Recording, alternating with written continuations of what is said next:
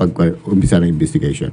To Secretary Abalos po, yun pong panukalang i-extend pa yung martial law sa Mindanao for the third time. Is it possible po or kailangan pa ba yung panukala po na i-extend pa, ma-extend pa yung martial or magkaroon po ng extension yung martial law na umiral sa Mindanao?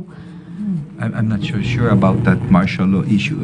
I'm sorry, I cannot. Parang the LGUs are supporting the extension of martial law daw po in Mindanao. Is there a martial law in Mindanao? No. Yeah, Wala, pero wala, parang ano, so wala pong ganon. I don't think so. Basta ganito lang, no? Yung pronouncement of martial law, it's all in the Constitution. Pero as of now, parang wala akong alam na merong ganon. Hindi naman po kailangan. Well, the way it is, so talagang walang, hindi naman kailangan talaga. Oo. Okay, Pia Gutierrez, you had a question? Thank you. ABS-CBN. Hi, sir. Sir, could you give us a timeline po dun sa ating plano to have police officers trained to handle cybercrimes up to the municipal level? Kailan po natin target na magkaroon nito? And pagdating po sa pagkakaroon ng infrastructure or technology, meron po ba tayong budget para rito?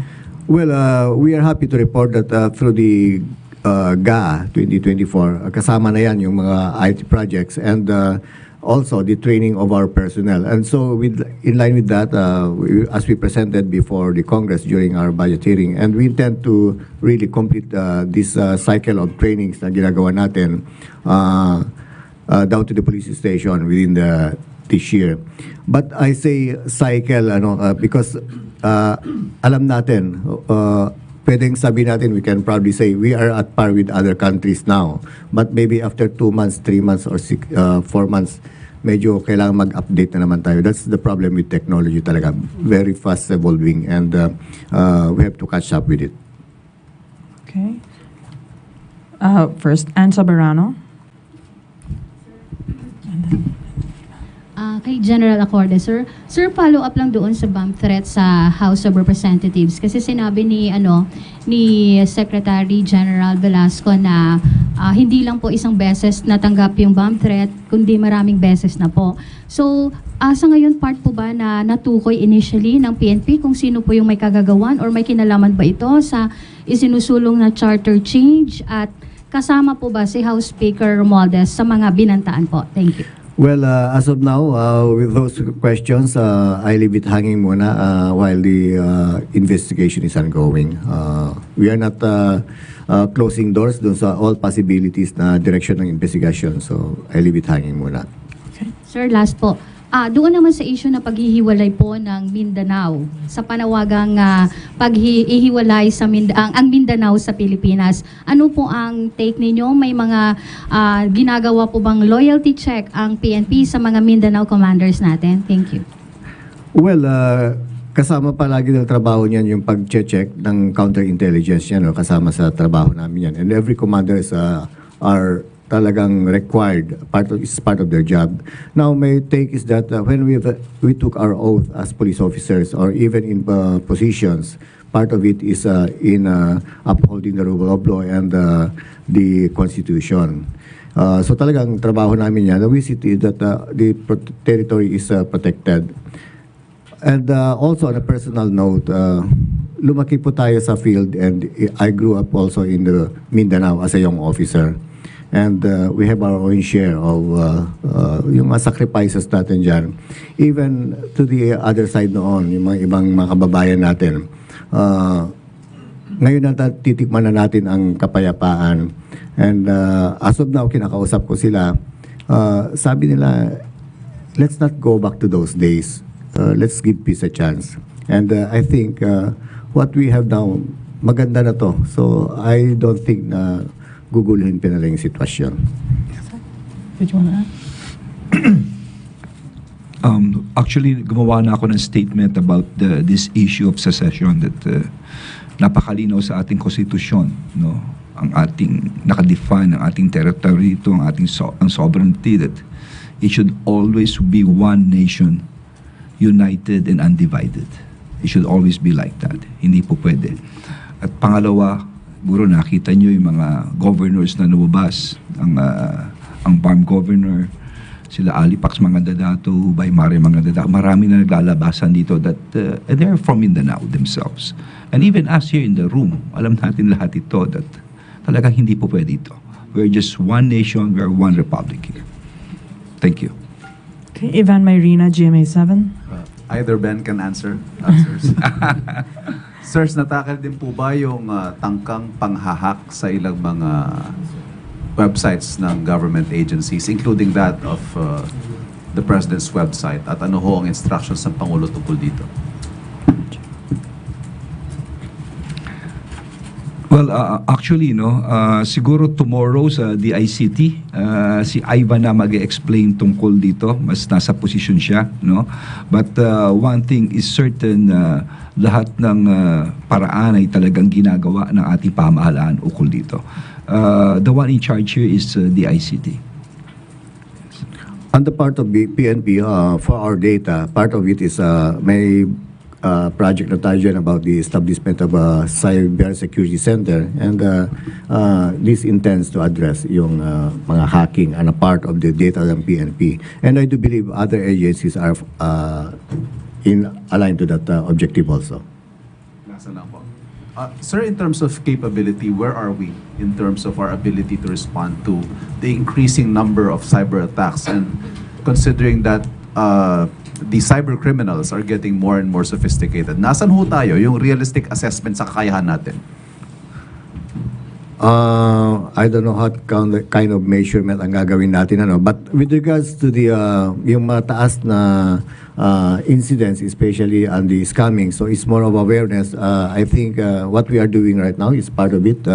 At least matututo ng ating mga kababayan that marami ang nabibiktima, maybe that will dissuade them. But with regards to our capability, yung sinasabing gamit, hindi naman tayo sobrang malayo. But when it comes to technology talaga, nag-evolve, it keeps on evolving. And maganda naman ang sharing natin, coordination with other countries. Yung mga maunlad na bansa, they train us, they train our personnel, especially on the investigation, mga transnational crimes. They are very much supportive and helpful in really training us and equipping us the necessary knowledge and skills in the conduct of investigation of such crimes. Actually, Ivan, right now, the ICT for the last several months has been coordinated in the different agencies of government, para sinasabihan nila kami anong weakness, anong vulnerability. So it's a good coordination between the ICT and the different. Pero mas papabaya ko na siya ma-explain tomorrow about this. Okay. Kyle Atienza, please pass the mic in the back. Sir, has there been a study na po on the cause of cyber crimes for the economy? At least last year, sir. Cybercrime affecting the economy. Yes, sir, the cost for the economy. Well, di ba ito na lang sa worldwide, I think it's $3 trillion every year in the whole world, no? Lost to cyber crimes. Yun ang naalala kong binanggit ng presidente kanina, no? Those figures, sinabi niya, naalala ko yun. So by that alone, makikita mo, talagang even before, no, sa atin, historically, ang malaking krimen, theft, pagdanakaw, na-overtake na ng cybercrime. You just imagine that, no? Pero of course, dapat tama si Chief, let this be a warning to everyone. Pag-ingatan nyo po. May mga papasok dyan na, kala mo kamukha ng Facebook, yung sabihin niya, mag-report ka sa Facebook. Kasi meron kang violation. Once mapindot mo yung link nun, higup lahat yun. Tapos meron pang iba sa telepono, sasabihin sa iyo na yung bangko mo ay naka-receive ka, dapat magganito ka. Pagtawag mo pa, ito yung kinikwento na iba, pagtawag mo, may sasagot na babae. Akala mo talagang service center ng bangko. Yung pala, fake yun. Kinukuha na, hinahak na. Kaya sa lahat ng nakikinig ngayon, mag-ingat kayo, huwag kayong pindot ng pindot. No? Diyan it should really be, awareness is very important here sa lahat. So it's not only agencies of government, as these data will show, no, pinakita ni Chief Ben, talagang ang karamihan ay estafa, no? Yes, Swindling and estafa, panloloko tungkol sa pera ito. Ito at ito pa matindi. Nasabi rin kanina yung love scam. I don't know if you've heard about the love scam, no? Yung love scam, tinitignan nila yung through the profile kung sino yung malungkot, nag-iisa, no? Ano yung music na hilig mo, ano yung hilig mong kinakain, ganito. And then yung weakness mo, doon ka pinapasok. No? And then they've got talagang sindikato. Imagine that love scam is number 1 ngayon yan, ha? Pinapasok nila. So, I guess, ang importante rito is that everyone should be aware of all of these things. Kaya nga dapat siguro, isasuggest ko magkaroon ng Zoom meeting with everyone kung kung ano talaga itong mga different kind of scams so that everyone could be aware, no? Lahat ng kababayan natin maging aware po rito. Basta wag pindot ng pindot sa link. Once pumindot kayo diyan, mahihigo po lahat. Sir, just last additional question lang, sir. How is this affecting, sir, the push for the digital economy, sir? And may assurance po ba tayo, sir, for foreign fintech companies eyeing investments in the country? Well, for one, no, I would say that napakasipag ng ating Pangulo. Kita mo talaga, ang dami nating investments ngayon, no? Ang ganda ng ating ekonomiya. But what is important also is this kind of things ay talaga mabigyang pansin kaagad, which the government is doing right now, no? Yun lang po masasabi ko, the way I observe things. So talagang yung mga ahensya na talagang responsible dito, talagang ginagawa niya. I was surprised with Ivan, yung presentation niya kanina, ganun pala kahanda ang TICT dito. But again, let him present it tomorrow. Okay. Thank you. Dwight De Leon. Hello po, good morning. Do you have data? Is it on? Do you have data on love scams? Like, this isn't necessarily new, but I think in Africa, parang popular to na they will really target people from certain countries. Pero dito ba sa Pilipinas, do we actually have data on how many have been victimized by these kinds of scams? Yeah, we have data, but as of now, unfortunately, medyo pinagsama-sama na yung swindling and stuff. So maybe if I will further dissect it, we can provide you the data. On another topic po, on the call for a separate Mindanao, numerous government agencies have released statements in the past days on the subject. And how seriously is the Marcos administration taking this call seriously in cabinet level discussions or meetings? And does the call actually pose a threat to the government? Well, napaka-simple niyan no? Ang linaw sa konstitusyon, nakalatag kung ano ang Pilipinas, ano kalaki ito, anong isla kasama rito. Kung merong gagawa at paghihiwalayin ito, lahat tayo alam natin sa violation of the Constitution. No? Talagang ganun kaseryoso ito. No, kung titignan mo, it's a dismemberment of the Republic. Ngayon, siguro naman, nasa atin na yan dahil ako, when I took my oath as the ILG, o sino mang public official, we took our oath to protect and defend the Constitution. Yun na lang bayang magiliw di ba? Ating national anthem Ang mamatay man dahil sa iyo, yung pinaka-ending nito. Ano yung sa iyo? It's our country. Ganun nating kamahal ang ating bansa. No? With that, I guess it's all self-explanatory. Thank you. Sir, but was there an order from the President to for different agencies to come up with their own statements rejecting this call for No. Mindanao? Definitely, walang order. It's kung sino lang gusto maglabas, ilalabas nila. Ganun lang yun. So yung mga lumalabas na yan, talagang nagmamalasakit lang sa mga nangyayari ngayon. Thank you po. Thank you. Sam Medinilla.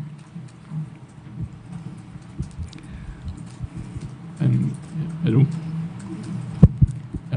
Yung regarding po dun sa mga, may na-report po kasi na si President Duterte, na-mention nga po yung possible movement for pagsisid na Mindanao sa Philippines. May possible liability po kaya si President Duterte pagdating dun sa pag-mention ng nasabing planned secession? Or ano po ba, wala pa rin muna siyang possible liability pag ganun po? Well, it's up for the Department of Justice to analyze all of these things. Okay. Tapos on another matter, sir, regarding naman po dun sa El Nino, na-mention po ng Department of Agriculture yesterday na may mga areas na raw po na medyo naapektuhan na raw po ng droughts. May mga provinces na po ba na parang humingi na po, nag-declare na ng state of calamity because of water shortage. At saka kung ano, nag-release na, may order na po ba to release yung calamity funds po nila kung saan? Well, to my knowledge, wala pa naman, but I'll get back to you and get the records. Thank you. Eden Santos. Follow up lang po ako doon kay Sam. Kung labag po sa Constitution yung mga panawagan na ginagawa ni former President Duterte, is it possible na makasuhan siya ng treason or other than that? Sedition. Yan. Rebellion. Well, as mentioned by our good secretary, it's up for DOJ to study these things, and from there we can get possible actions. Okay, thank you. Alvin Baltasar.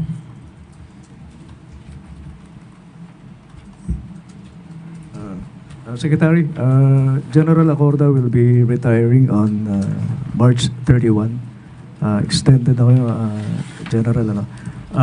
Meron na ba kayong ipinasang shortlist for the possible successor of General Acorda? Well, wala pa naman, but I would like to congratulate General Acorda right now for doing really a splendid and excellent job. No? Nakita naman natin how he steered the Philippine National Police with his wealth of experience.